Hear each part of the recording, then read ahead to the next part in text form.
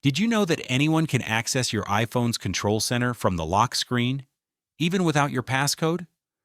This could let someone turn off your Wi-Fi, enable airplane mode, or access other features without unlocking your phone.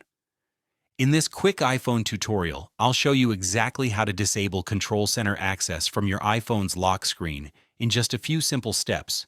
You can see that my iPhone is currently locked, but if I swipe from the top right corner of the screen, you can see that the control center opens without a problem. And if someone else has access to your phone, even though they don't know your passcode and can't unlock it, they can still turn off your Wi-Fi, enable airplane mode, turn on Do Not Disturb. So to prevent this from happening, we need to disable the control center from showing up on our lock screen. Let's start by opening our Settings app on iPhone, and then we'll scroll a bit down and you can see the Control Center option, but we're not going to open this because the option which we're looking for isn't in here.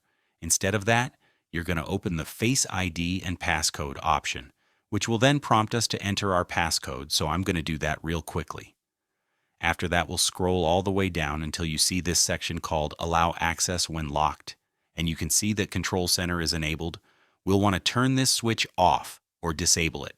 And from now on, when we lock our device and swipe from the top right corner, the Control Center won't appear because it's completely disabled on our iPhone's lock screen.